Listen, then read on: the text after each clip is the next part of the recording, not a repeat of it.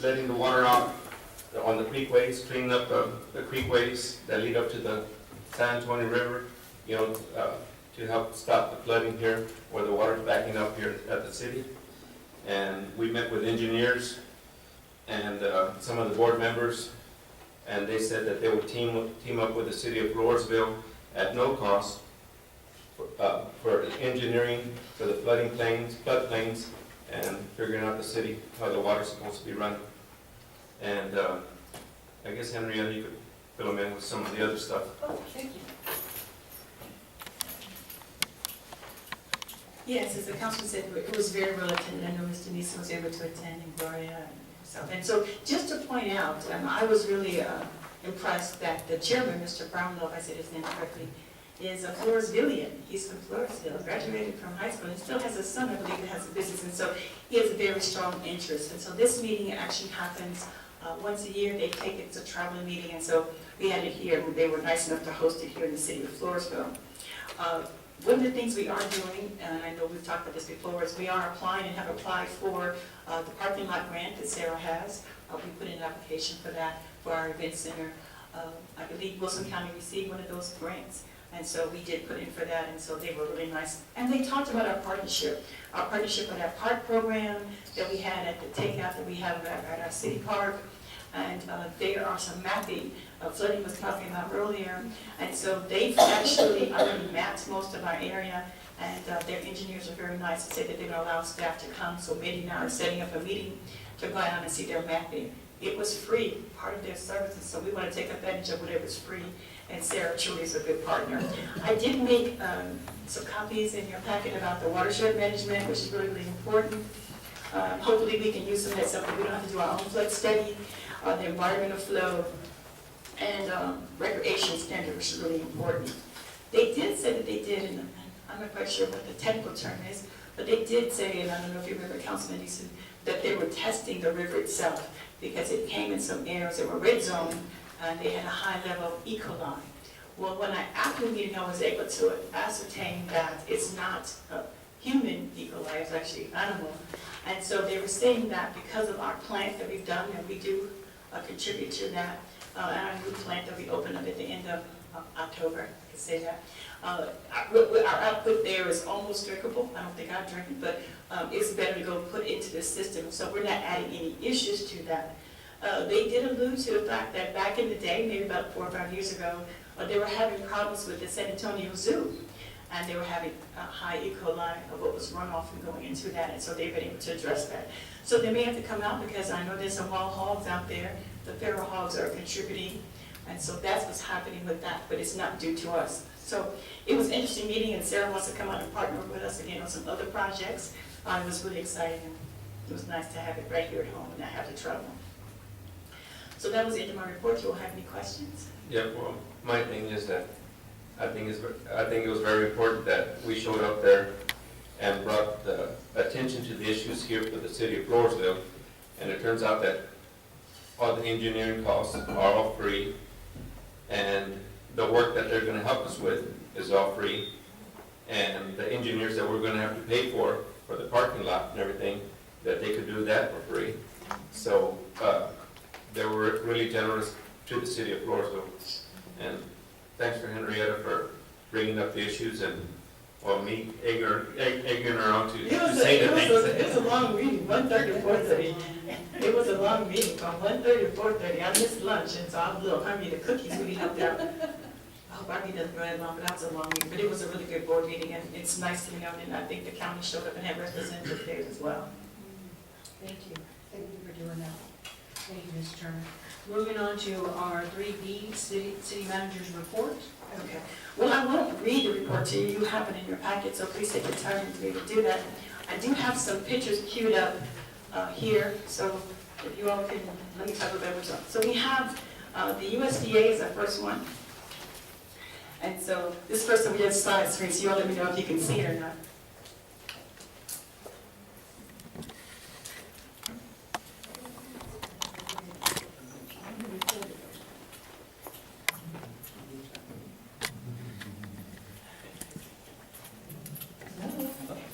So we have the USDA. Can you hear me okay? Those are the channel lights down. Okay. Remember, she had to let it turn off, I hope they can turn it. Yes. Look at that. There you go. Martha, thank you, Mayor, I appreciate it. So we have several projects for USDA. You hear me okay? We have several projects for the USDA.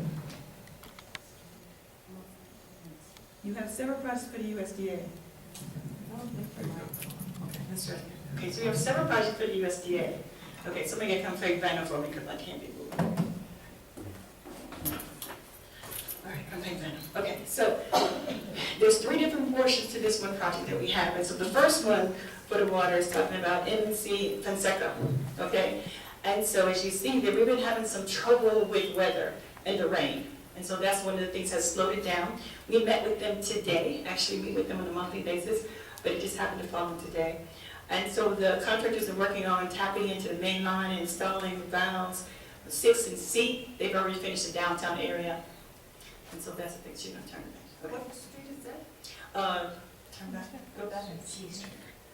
Can you read that? C Street by the Lutheran Church. Thank you, ma'am. And actually, we complimented the contractor because the Lutheran Church, I think about a week ago, had a special event, and they cleaned up and stopped working so that they could have their Sunday event and get back to working. So that's going forward. There has been a change order that we had to do right there by Phelps. We're going to be adding some valves, so you come up, and so that's going to be happening. So we have a total of 8. We received a preliminary approval when I wrote this the other day, but we received official approval, but they can't start that until after PM Festival because they're not going to be able to finish.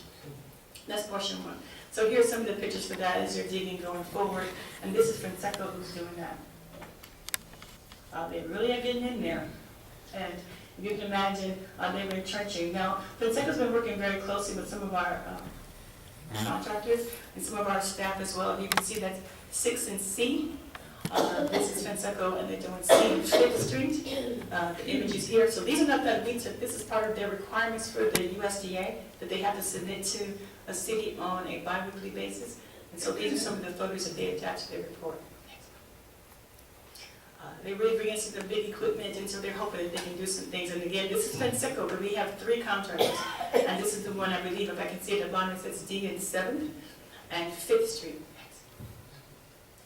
And so, That's 7th and C. yes, 7th and C, and they're putting in some new valves. Some that we had, and others ones that we're talking about going forward. So it's really trying to see your money in the ground before they cover it up. And we're even getting a little hotel-motel tax out of that because the crew stays here in our hotels while they're working, and they come and stay and then leave. Okay, we still on Fonseca? Yes. So as you can see, they completed the work at the corner of C and 6th Street facing north. So they've completed this. And so that's one of the requirements for M&S is to go out and document them. Going forward, water mains are being installed as we speak. Okay, I'll stop there. This is the next one. So the next one is, I'm sorry, I got out of sequence. This is actually RAM. And RAM is doing everything at the Plaza Well and some rehab at B Street. Well. So this is actually RAM 2. And what RAM is doing is working on the water storage tank. And it's progressing, and they're doing the bracing and the aeration. They have the conduit. They're going to be installing electrical for auto dialers. So we have an auto dialer system, which is a system that alerts and calls the phone for the workers to say there's an alarm. We did not have that in any of our wells. And so he's going to be installing that. If you see that new electrical out there, that's what's going to be able to promote that. And so some of those images for, these are actually mostly at the Plaza Well, located behind Jake's. Is that right? Jack's. Behind Jack's restaurant. Yes, ma'am. Is it an alarm? Yes, ma'am. So if the water level goes out and electricity's off for more than 15 minutes, it will alert our on-call. We don't have that now. We have it now at the sewer plant, but we don't have an alarm system now at any of our wells, but we will follow this project. So Okay, this is RAM. I got a question. Isn't that, we're gonna replace all this? Okay, so we have a storage tank and you have a well. So the storage tank is what he's fixing and going and putting the thing on. When we hopefully in that next one for the USDA, we'll be replacing actual well itself, so you can drill and pump out water, but this is just for the storage. Oh, one more thing, if you go back to the other side. One of the things that happened when we had our tornado of 2015 was the tornado of 2015, we had problems with the generator. And we only had one generator at hospital road, but it wasn't enough to do the pumps. So in this grant, they're having a docking station. We're getting a huge generator, and so that generator is portable, so we can keep it going. And so that's one of the things, because we had to rent those last year. We did get reimbursed for that when we had our emergency for tornado from FEMA, but this time we'll have a generator that's portable and has a docking station in each one. Okay, thank you. Next one. So this is the AMR system. That's where to say these are the automated meters. So these are smart meters. And so we have about 3,500 meters in the city of Floresville. And so we started replacing them. And so Mr. Deason volunteered Riverbend. I'm sorry, just. We did an experiment in Riverbend and Northcrest, okay? And so we replaced 297 meters. We've had some problem with some meter boxes and getting those things in there, so that's what we're going back to check on. But we put them in, they worked, and normally it would take 3 hours to read Riverbend and Northcrest. And so on our second and third trial, they were able to read 297 meters in 30 minutes. So that's about a meter a minute. They had to reread one street because they drove too fast and it didn't pick up, so they had to so they just have to cruise a little bit. But it will, to say it cut our time in half is unbelievable. And so the old-fashioned way that they used to do the meters is they'd write it down, bring it in, and somebody had to read somebody's chicken scratch and put it into the computer. So now they just drive by the street. It picks up the radio, it's in a black box literally. They come in, put it in a docking station, it populates our bills, sends it to the guy who does our bills for us, and then we have a bill. So in probably another couple of days, they'll be starting to send out and hang those notices on the doors again to alert that they have 48 hours, they'll be coming to do those meters. So we're on our way. They will do approximately 60 a day. So they have a team out here, and that's what they do. These meters all have backflow devices, which is required, and so all of them have RPZ valves, and so they're required to have a meter. And that RPZ valve is really important for pressure, because once the pressure, it'll siphon it back into your house, and we don't want that water that's been sitting there siphoned back into your house. So now the meters, our current meters do not. Our new meters will all have an RPZ built-in valve at the connection. Some people have it on their houses, it's required when you have a sprinkler system, is that right? Yes. Well, check valve, the RPZ is the pressure valve going into your house, then the check valve keeps water from coming back. You won't be able to That's siphon the it two back. valves that we have now. Yeah, so we'll be able to have that. So it was good, and we still have a little work, and they'll be coming back, stamping them down, touching them down, and they needed some dirt, and I offered them all that dirt they can go get that we dug out at the sewer plant. We have plenty of dirt to go back as we're having this rain, so but that is going forward, and we're able to do those for that property. Okay, that's it. I'll have you pre-finish the rest of this. Madam Mayor, may I ask Henrietta some questions Yes. pertaining to this project? Henrietta, can you please tell the audience each project and where those funds are coming from? Like from the first one, where they were putting those pipes, those guys were in there? Can you? Okay. So all those projects and pictures that I just showed are all from our water USDA. It is a loan, 40-year loan, 3.9 or 3.7? 3.9? 3.9. 3.9 million. I always round up 4 million, it sounds so much better. But it's $3.9 million that we were able to do with the USDA loan. The sewer is a loan and grant, but this is all loans, so you have 40 years to pay it back. We're thinking that the accuracy is going to be so much better. The life of these meters are 8 to 10 years. And so once we're done and we have it in there, then we have 8 years to start doing a recycling so that you can replace them. And I just want to say that the good thing about this is that our city has old infrastructure here. And we haven't kept up with this projects, and it is good that we're moving forward and bringing everything up to par. So for our next generation or our kids and our grandkids, you know, hopefully they won't inherit what we inherited. It is Well, we definitely something, neglected. it is something that you're chasing. Right. You know, it's been buried in the ground, and so we're replacing some of the older part, downtown C Street, some of those lines were back from 1922, and so we need to replace that. And so hopefully going forward, but it is a cost to that, but hopefully going forward, we can be able to do that. Further, my report, we have some other money we're gonna do to address our infrastructure. So yes, and so hopefully we can be able to do that, have a count, but these meters are smart, and so they even have a GPS chip in them. So it'll automatically have a address associated with it. It also helps us create what they call the ship files, which is what 911 wants to use, and so we'll be able to do that. So going forward, we'll be able to be competitive as you go forward. Thank you. Thank you, Maria. Okay, well, I'll keep going my report if that's okay, Mayor. Yes. The CDBG water update. Okay, so we did receive a CDBG sewer. Remember we did that? Well, we actually applied also for a CDBG water, and thank God we got it. And so the city was awarded a water improvement grant for $275,000 with matching funds of $55,000. So the purpose of this is to increase the diameter of the water main, because I think sometimes I know, Mayor, when we're emptying fire hydrants, you call about the pressure going down. Well, this will help take care of some of the pressure things and go towards hospital well. And so we are only at the beginning stages. It hasn't been designed. They'll have to come before you. But we were awarded the $275,000, which will probably take most of next year for us to finish the design, but it will be under construction in 2019. It has to go out to bid on the contractors, and so those will, you'll come back to you when we have the specs. Spectrum, according to what you said in the last one, somebody said you want spectrum on every agenda until we get it figured out. So I'm compiling a list and photo documentation, which is what this Attorney King? Yeah. This attorney is doing. And so when I reviewed the overtime, I know our Public Works Director, Mark, did a preliminary look, but I think it came in about $55,000. But when I did a closer look, to look at the overtime, the equipment, the cost, it's a lot more than that. Connie came up with some other ones, and so he wants documentation.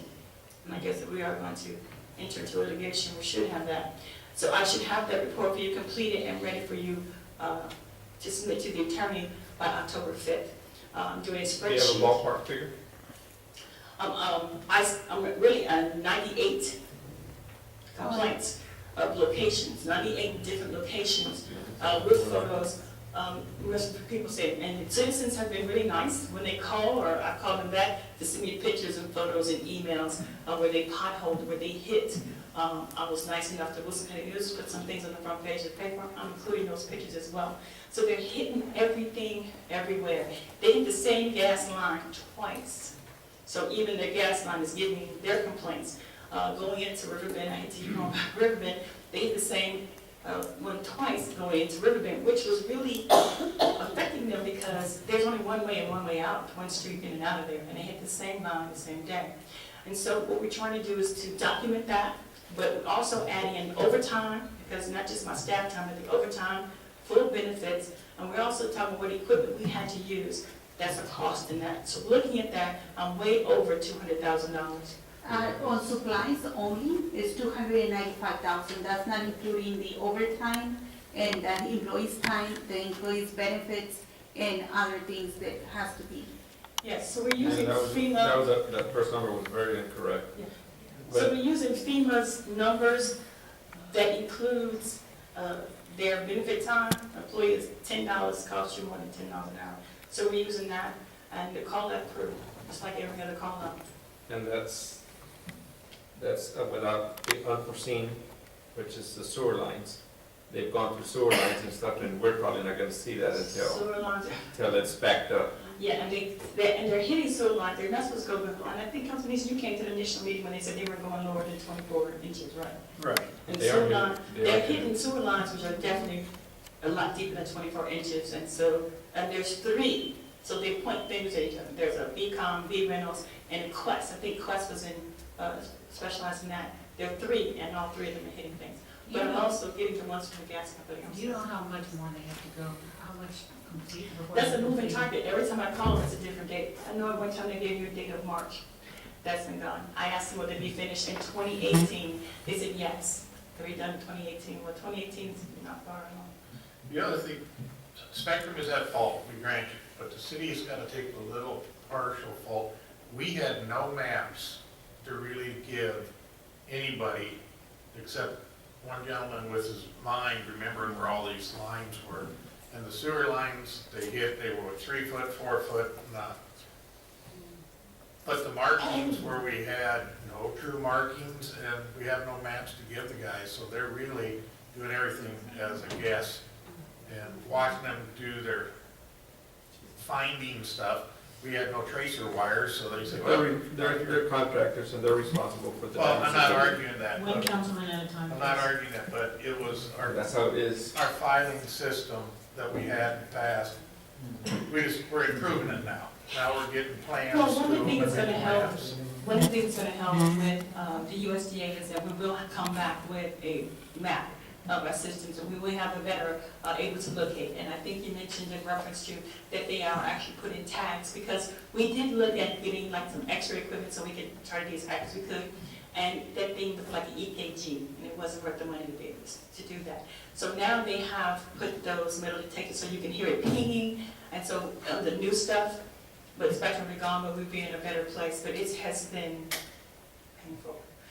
But because the attorney's asking for details on, to have our first preliminary meeting, we just want to meet to talk about how we're gonna deal with that. And he doesn't want to meet until I have detail.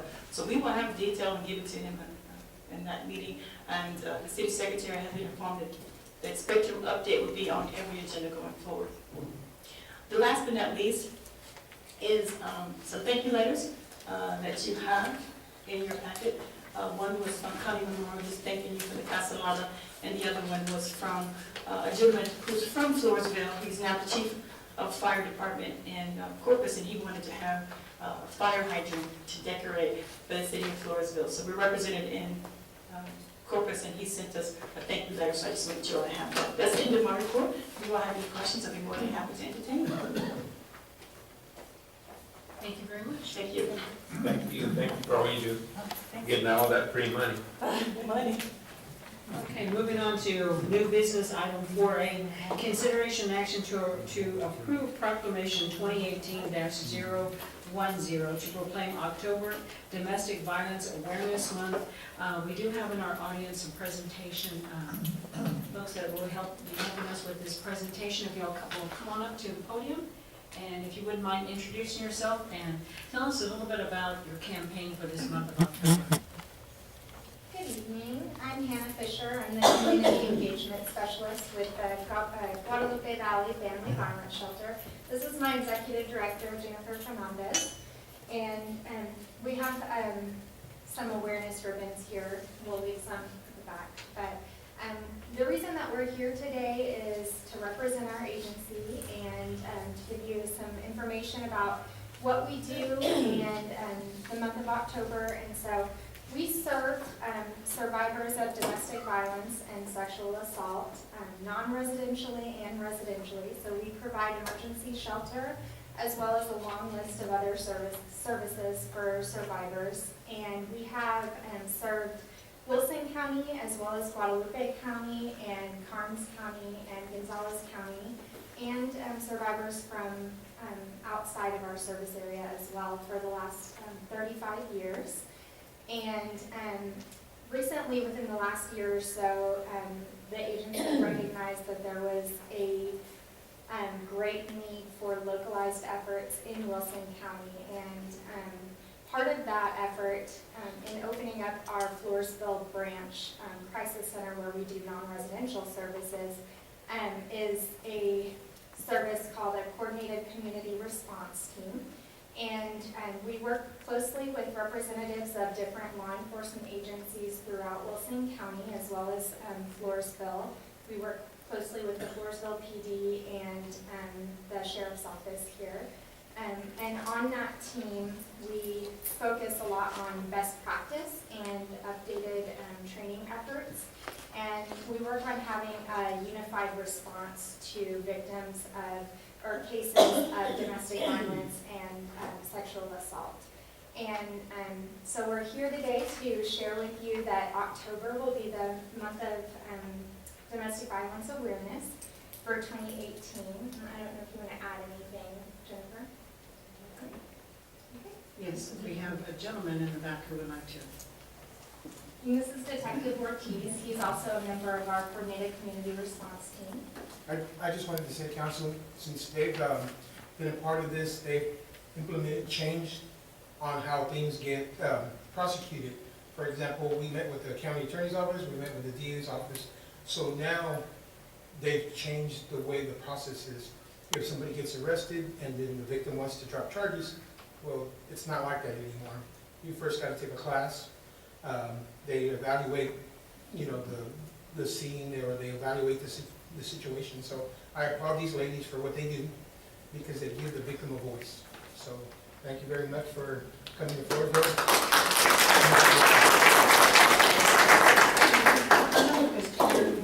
Yes. Do you have an office in Floresville? We do, yes. Yeah, it's over at the County Annex 3, the old primary school. We're located right next to the DA's office, but of course our door opens on the inside of the complex instead of onto the street. We are currently open on Tuesdays and Thursdays, but we're available at any time if we need to come in and meet with someone. We also have it set up to where any call that goes to that office, if it's not answered, after I believe it's 3 rings, it forwards over to our 24/7 hotline out of our Seguin office. So any call for help is responded to. We are hoping by the end of the year that we will be open full-time, Monday through Friday, 8 to 5 here in Floresville. And if I may, the class that Detective Ortiz was referring to is our RISE session, and it's resources and information for survivor empowerment. And what it does is it provides a basic knowledge of safety and awareness for survivors. It provides them with a knowledge of the cycle of abuse and how the dynamics of domestic violence and sexual assault work. We go through best practice with them as well, as far as safety planning and making sure that they're safe whether or not they decide to leave an abusive situation. And so that's what he was referring to, and essentially the prosecutors will not consider an affidavit of non-prosecution unless the survivor has gone through that course first with us, and we provide that information for the prosecutors. Thank you. Thank you. Any other questions by the council? You have in front of you, a copy of the proclamation 2018-010 to proclaim October Domestic Violence Awareness Month. Any citizens' comments? If not, I will entertain a motion. I move to approve Proclamation 2018-010 to proclaim October Domestic Violence Awareness Month. I have a motion on the floor. Do I have a second? Second, Madam Mayor. Seconded by Councilman Ortiz. All those in favor, please raise your right hand. Thank you. 5-0. And just to read a little bit of the proclamation, we will have it signed for you. Whereas the crime of domestic violence violates an individual's privacy and dignity, security, and humanity due to systemic use of physical, emotional, sexual, psychological, and economic control and/or abuse, including abuse to children and the elderly. And whereas the problems of domestic violence are not confined to any group or groups of people, but cut across all economic, racial, and social barriers and are supported by social indifferences. And whereas the impact of domestic violence is wide-ranging, directly affecting individuals and a society as well, here in this community, throughout the United States and the world. And whereas women are not only the targets, young children and the elderly are also victims, and sadly, emotional scars are often permanent, and domestic violence costs United States companies at least $3.5 billion in lost work time, increased health care costs, higher turnover, and lower productivity. And whereas it is battered women themselves who have been in the forefront of efforts to bring peace and equality to the home. Presented on this day, the 27th of September, 2018. Thank you, ladies, so much for all that you do. Thank you. Thank you very much. Madam Mayor, before you move on, just for council efficiency, I did want to bring to your attention that subsection I actually deals with the public hearing. And that issue is tabled. Okay, moving on to item 4B, consideration action to approve proclamation 2018-011 to honor worthy Grand Matron Carolyn Martin, Order of the Eastern